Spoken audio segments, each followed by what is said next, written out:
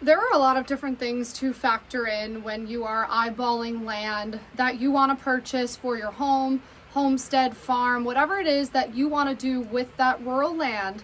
There are a lot of different expenses that are going to come along for the ride. My qualifications to speak on this topic are, I just did this with 6.74 acres in 2023. I have now built out a small homestead type of farm on the property with many other improvements and things that I plan to do to my land that I will show you guys on here. I want to talk about how land, if you're shopping online and you see rural land for around $5,000 an acre and you go, wow, that's a great deal, I can't wait to buy that. I do want to talk about how that $5,000 might be more like $8,000, $9,000, or $10,000 when you consider all of the things I'm going to list off in this video.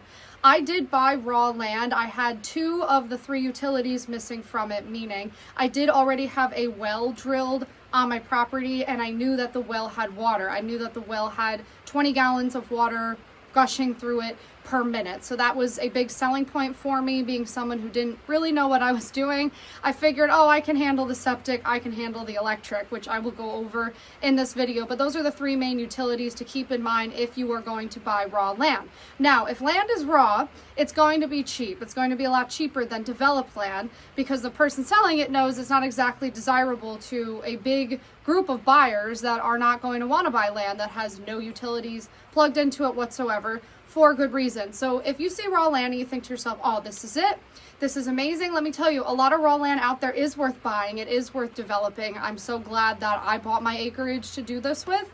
But I just want you guys to keep in mind the different things that are going to pop up along the way so you can never come on here and say, oh my God, Alex didn't tell me that. So without further ado, let's get into it. With number 1, you're going to have to factor in putting some way on the land for you to drive it, pull onto it, what have you, safely. So I think a lot of people are going to go, oh, if it's a dry field, I can just pull my truck right on that. I don't need a driveway. You do need a driveway for a lot of reasons. And that was one of the first things that I had put in on my land. I'll actually show you guys right now. I'm coming at you live from my rabbit shed right now because it's pouring out. But there's my driveway that I had put on my land, and it connects to the main road past the farm stand. I'm also going to have some financial disclosure of things that I haven't shared on here yet with you guys so that you can better make an estimate for what makes sense for your individual project. But to have a gravel driveway put on my land, the first quote I took from the Amish, I since had to have it extended, but the very first quote I took from the Amish was for around 400 feet of gravel driveway that includes 2 culverts. So the culverts are just tubing underneath the driveway that allows water to move through it. The excavation company that puts the driveway on your land is going to know what to do in that case. They are going to look at topography maps and different things and know where the water flows through your property. So the Amish knew I needed one at the driveway, and they knew I needed one at the low point, because you kind of go down a dip before you come up high. On the tallest point of my land is where I chose to build out the property naturally from a flooding point of view. To have a driveway of around 400 feet, gravel, excavated, weed fabric, all that fun stuff, pack the gravel down that they did for me, the quote came to around $15,000. Now, I since had to have it extended, another 100 feet added to it, and a small parking area on top. So along the way, it ended up over $20,000 to have excavation of a driveway and a parking area added to this property. So just keep that in mind again when you're buying your land. Your driveway doesn't need to be as long as mine. It doesn't need to be almost 500 feet. I wanted it to be that long because I wanted to create kind of my own barrier to entry, if you will. If somebody is going to pull in here and come up to the barn, I do like that they have to go a little bit from a safety point of view, or just from, like, I don't know, just keeping an eye on what's happening, the lay of the land. I also like how long my driveway is because my farm stand is over 100 feet away from my barn. So I can, keep to myself whatever over here, and the farm stand can be over there. So these are just things to keep in mind, again, when you are budgeting for your land. So the first thing is excavation, driveway, parking area, culverts, that type of thing. The excavation company will handle that for you. If you live in the Northeast or in Appalachia, the Amish are absolute geniuses at excavation. They're second to none. There is no comparison to them. I'm sorry if you were watching this you're not Amish and you are an excavator, I'm sure you guys do great work too, but the Amish, it was like watching art unfold before my eyes, and their quotes are always fair, if not below market value, and they always give you above market value results. No Amish paid me to post this or say this. This is just my genuine experience from working with them and paying them for over 2 years now. The second thing you're gonna have to consider with raw land is your power source. I did not have electricity plugged into this land. A lot of people are going to say, go off grid, go off grid. You can absolutely go off grid, but there's just a few things you're going to have to consider here. So for me, in the Northeast, we do not get a lot of sun or sun exposure in the winter. Before someone fights me on that, look at all the failed solar farms in this area and how none of them generate the solar power they thought they would. Hello, look at the sky here. Okay, it's like we live in an eternal Twilight movie here, and all of us that live here know that. I'm born and raised in upstate New York. I'm fully aware of how not sunny it is here. That was my fate I chose when I moved back here. If you want to go off grid, just keep in mind, again, it's not going to be as easy as you think. I've stayed at some off-grid Airbnbs to research this for myself. If you are attempting to homestead alone, solopreneur farm, if you are a small female alone, whatever it is, going off-grid is just not going to be as feasible or possible as you might think it is. So I would just say, do your due diligence and research what that's going to look like for you. For me, I wanted to plug into the grid. Also because I had a 3,000 square foot barn built that I do still plan to have something in at some point. It's looking like we may have art shows. My mom is painting a series of endangered butterflies right now, and we are looking to bring awareness to species in need using art. I come from artists on both sides of my family, if you guys need an explanation for why I am the way I am. But bringing electricity to your land is its own beast. I will link to articles I've written about this below because there's a lot that goes into this. The electric provision company in your area, wherever you are buying your land, is going to have an invisible number. If you are under that number, they will bring electricity to the front of your property for free. Now, bringing the electricity from the front into your structure, either over or under, is going to cost you something. With the electrician, it's going to cost a couple $1,000s. But you want the electric to be brought to the front of the property for free, because that's going to save you a lot of money. So in my case, with National Grid, that magic number was 500 feet, meaning the pole that I'm tied into to my neighbors measured 450 feet away from where they installed my singular pole. If it had been 1 foot over 500 feet, you foot the bill, including the materials, the pole, all of it, which racks up very quickly into the tens of thousands of dollars. So you want to make sure, if you're going to plug into the grid, get a little rolly measurer and check that out for yourself before you buy the raw land. You'll thank me later. Wherever you are going to have to call your electric company first to ask what that number is. They are not necessarily going to offer it to you freely. Your number could be 300 feet, 700 feet. Mine is unique and personal to me in the upstate New York region. I cannot reiterate enough making your own phone calls and doing your own due diligence with this stuff, because buying land is obviously a big deal and a big investment, though I don't want to scare anyone. If you follow what I'm saying in these videos, it should make it a much less risky thing for you to do. Third thing, sewage, septic. So if you have raw land, most likely you're out in the middle of nowhere. That's why you bought the raw land. Your sewage plan is going to be through a septic system. They're going to bury a septic tank. They're going to create a leach field that leaches all the goodies out of it. To decide where they're going to put your septic tank, they are going to perform a perk test, a percolation test. That's going to cost some money, a couple $100s. It can cost upwards of $1,000 to $2,000 depending on how many perk tests they have to do. As I disclosed in my previous video, the septic system in my case was $15,000, but it can go up to $20,000 or $25,000 based on unique inputs. That is for you to discuss with the company that's going to install the septic system. The Amish did mine. They did an unbelievable job, as per usual. If you are on the fence about where to buy land, I cannot recommend the Northeast or Appalachia enough. We get lots of rain here and we have lots of Amish, and it will just make your life a lot easier. Fourth cost to consider, taxes. Okay, so I'm in New York. Everyone goes, oh my God, you must get destroyed by taxes. Every county is different in every state. You cannot just apply a blanket statement to a massive state because it's New York State, because it's, Big Brother watching up here. I get it. There are a lot of very expensive counties in New York State. But I'm in Saratoga County, and I do not find my property taxes to be that crazy for owning 7 acres of land and having a 3,000 square foot barn on it. I can't disclose what they are at this time. The assessor is still deciding that with me. But the taxation rate in Saratoga County is a lot better than our neighboring county of Albany County. Albany is the capital, but Saratoga, you know, has the racetrack, it has the thoroughbred history, all that. So there's a lot of expensive properties up here. You would think, oh, the property taxes are going to be awful, and they're not. So do your research on that. Pick a county that vibes with what you're doing. You can get a lot of tax breaks, tax credits, if you satisfy the rules in your state for owning a true agricultural property. There might be an acreage minimum that you need to satisfy that farm tax break type of thing. Do your research on that. And of course, I'm going to make more videos about all of this. If I talked about all of these things, it would take me 8 hours in one video. But if you guys want me to discuss tax breaks, taxes, all that in another video, do let me know below. Don't forget to click subscribe, because I'm here trying to help you guys set up these small farms, these homesteads, these, you know, hobby farms, whatever you want to call it, because I'm the idiot over here attempting to do it by myself, and it's somehow working. God knows how. Speaking of running a farm by yourself, I'm going to talk to you guys real quickly about electrolytes. Hang with me. I am awful about hydrating, like really bad. Like if you saw some of my blood tests, you would just say, Alex, what is the matter with you?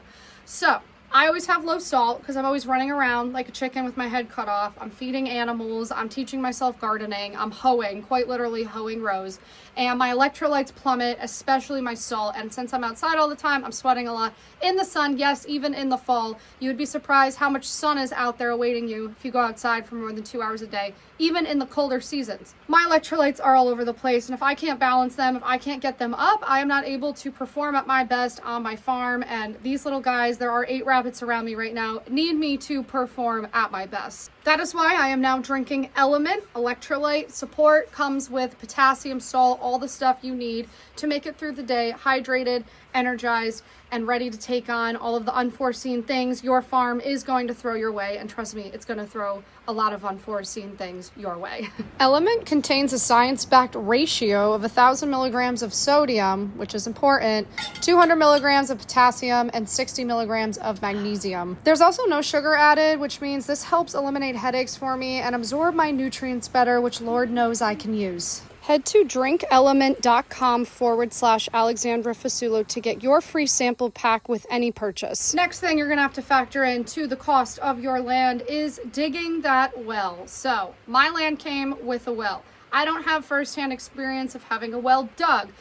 However, I have talked to enough people throughout my life and in this area to tell me that can be a surprisingly costly process if they have to keep digging, if they can't find water. So if you are not positive that water is, gushing all over the property, you're going to want to factor in a fair amount of money for digging that well in the tens of thousands range. It can vary based on a lot of different factors. So if you can just find some land that already has a well in it, that is what I did.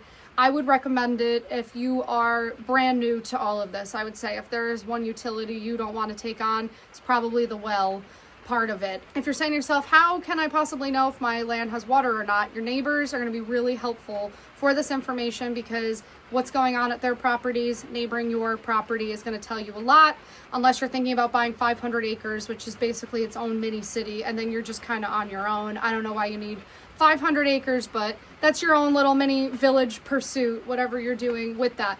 Otherwise, if you buy 7 acres, 2 acres, 10 acres, your neighbors are going to be a treasure trove of information related to water table, water quality, that type of thing. Now, if your neighbor's well is 200 feet deep, you can't necessarily assume, oh, mine's going to only be 200 feet deep. There are still things that can change in just an acre of space, but chatting with your neighbors or, future neighbors in this case is going to be invaluable.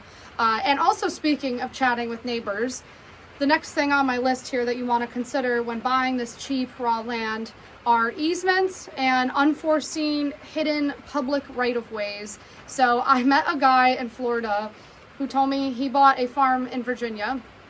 Unbeknownst to him, there was a Civil War cemetery hidden in the forest behind the property he bought. which the public has the right to visit their dead. So he said every year there would be different people that would just traverse, right through his field to go lay flowers at their great uncle Bartholomew's grave in the forest behind him. Probably not something you want happening at your property. Other things, to consider are easements, right-of-ways, also liens against the property if there's something unpaid. When I was looking at buying land in Florida, I considered doing it for sale by owner with the guy who was selling, and I found out in the middle of it he was hiding quite a few liens from me. That might happen with a for sale by owner. So if you are going to do something off the books like that, do your due diligence. If you're not going to pull all that information and call the town and the county, maybe have a real estate agent or a lawyer on your behalf do it for you. I'm not saying everyone is up to no good in real estate transactions, but I would say there's a fair amount of people out there trying to pull a fast one if they are dumping land quickly. So these are just all things that you can check by calling the town assessor, calling the town tax collector, calling the town zoning officer. This is going to be your best person to call. The zoning officer is going to tell you what exactly you can and cannot do on your land. Every town is unique in our country. You guys know I talk about this all the time. Every town is unique. So for example, on my nearly 7 acres of land, I am allowed 4 large animals. That is written into the town charter. It's like 1.3 acres per large animal. So 7 acres is a lot of land. If you look out at this right now, you'd go, I'm only allowed like 4 horses. That's nuts. Well, that's my town. So if you are thinking about having a ranch or whatever, call that zoning officer. Call everyone at the town. Call the public works department in your county. Call everybody. If they start laughing at you on the phone or saying, my God, you're really anal about this, say, yeah, I am, because I want to make sure my $20,000 investment is going to be sound and pay off for me. And again, I only know all this because I just went through this. I went through the ups, I went through the highs, and I went through the lows. Like that driveway I told you guys about that the Amish put on here. Yeah, me and the Amish didn't pull a permit for it. I'm on a county road. County lets me know 8 months later, hey, you never got a permit for that driveway. And I'm just like, that's correct. And then the county can technically come in and say, rip it up. The county could be awful if they want to. So should have pulled the permit, should have called the public works department. Now I know, and now I can tell you guys on here. One other thing to bring up, I'm not familiar with this because I've only ever lived on the eastern seaboard in our country. If you buy property in the Northeast and it is next to a stream, you generally have the riparian rights to that stream. There's not much else you need to do about it. I always see people from out west comment under my things, check your water rights. So I looked it up. It is different out west if you're thinking of buying in Wyoming. Check that the water you think you're getting on your property is going to actually belong to you. I see there's different seniority clauses or things that can be factored into that, and you can end up buying some raw land out west and not actually own the water that's going through the land or next to the land. So please do look that up if you are out west. I'm just not familiar with it, being a jolly old Yankee here in New York State, but definitely check that out. Another thing to keep in mind with costs related to developing raw land are permits that have to be pulled for the development of your land, or if you are seeking something like a special use permit. I started that process with my property and it cost $1,300 to submit for the special use permit. I didn't complete that at this time because I still am not positive what I want to even do with my main structure. So that could just be $1,300. I'm out. Different things like that will pop up with permitting or getting a survey for your land. You're definitely going to want to do that. The surveyor is going to show you the exact bounds of your property. This is so valuable to have done even before you buy the raw land, because you want to make sure you're not getting, stuck with anything. There's not any improperly removed stumps, hidden, sinkholes, things you can't see. And you also want to make sure your neighbor hasn't built on your property. Like, you don't want to buy 10 acres of land where 5 acres of it has a fence that your neighbor built, and your neighbor built it incorrectly, and it's quite literally on your land. You don't want to start your farming dream off by knocking on your neighbor's door and saying, hey man, nice to meet you. You're gonna have to take down your $15,000 fence, bud. You're not, it's not gonna go well. So the survey for me in my town cost $600 to have that purchased. I've had a lot of people write under my videos that that's very cheap. Maybe it is. So in that case, maybe budget $1,000 to have the survey done fully and completely for the property that you are eyeballing. And with the permits, there's going to be a lot of hurry up and wait. So you're going to hurry up and wait with a lot of things while you wait around for the town to waltz on out and tell you what's right, what isn't right. The town is not going to move at the pace that you want to move at. So if you are counting on your raw land turning a profit for you in 2 months, and if I were you, I would say it's going to actually take 6 months, and I would just have a financial, plan in the back of your head that if the land is not ready to be, X, Y, and Z with it in 2 months, that you are not going to default on something and end up without a property. The town is always going to move slower than you move. They're always going to move slower than your contractors. Somewhere along the way, the town's going to give you a hard time. It's kind of a rite of passage. Everyone I've spoken to that has had a property built out tells me it's just kind of what happens. At some point, the town shows up, looks at whatever was built and goes, you know what? No. And then you're going to go, okay, well, that's not what you told me. And the town's going to go, too bad, fix it. And you're going to sit there and have an ego death of some kind and just go, this is insane. I'm like, my brain is going to explode. What? And then you're just going to cool off for a month, eventually do what they ask you to do, and it's going to be all over. You're going to get your CO, but you are going to have to go through that test at some point. So the final thing I would keep in mind for costs associated with properties, with building out raw land, is that the town is going to have you fix, change, move something after you've already done it. And I would factor a couple thousand, I'd say $5,000 or so for zoning fixes or mistakes that the town is going to show up with, even if you think you have done everything right, even if you've read the town charter. And it's kind of like the final test between you and the frontier. If you can just stay calm, cool, and collected and make it through it, it will absolutely be worth it in the end. Obviously, the list could be, 50 plus things long for things you're going to want to check and review before buying cheap land. But I really do think I just went over the biggest things that you should factor in to the cost and what you should be checking off before you go all in on some raw land. Do not be scared to do this. I'm never trying to scare you guys in these videos. I'm just being realistic. I would actually follow this video myself if I was to buy raw land again, which I probably will because I'm a crazy person and I want to save land and habitat and all of the things that are disappearing in this country. It's horrible. I foresee me buying a dilapidated orchard at some point, and that'll be its own series of videos on here. You guys hear the Canadian geese. That's how you always know in the Northeast. Autumn and winter come quickly. We have a short fall season here. It's pretty much just October, and then November, boom, you can be hit with snow up in these parts. Probably why we are sarcastic and witty and dry up here. Anyone out there thinking about buying raw land, let me know below. Like I said, if that land acreage is $1,000 an acre, I would in your head kind of consider that it's really $7,000 an acre. And you might say to yourself, well, then that's just too expensive. And I would challenge you by saying, you guys, you only need 2 or 3 acres to do all the things you think you want to do. Permaculture forest, orchard, farm stand, livestock, chickens, all of that can be done on 1 acre. So if your budget is like, yeah, no way, this is never going to happen for me, I'm destined to die in a city, maybe you don't need 10 acres. Maybe you need 2 acres, and maybe you need 2 acres of raw land that just happen to have a well in it. I will link to other videos below, and I do manage a publication on Substack where I'm going over right now unconventional ways to buy farmland in this country. There are so many creative ways you guys probably have not considered that make it possible. It creates a pathway to land ownership for people that don't have $50,000 of cash laying around. It really is my goal to help more people get out here and start doing this. I believe the only way we are going to change how we treat the environment is if more people are in the environment, touching the environment, looking at it every day. The average American spends less than 2 hours outside right now. It's like no wonder people are so detached from our food system, how we're treating the plants, how we're treating the animals. I really think the only way to turn that around is to get people the hell out here. Not to mention the largest wealth transfer of our lifetimes is occurring in the form of land. So this land's for sale and it's out there. And this is the checklist for you guys to go over if you are thinking about buying it. As always, like this video. If you enjoyed this information I just spewed at you, subscribe. I have so much more content coming your way, and follow along with me on Substack where I am writing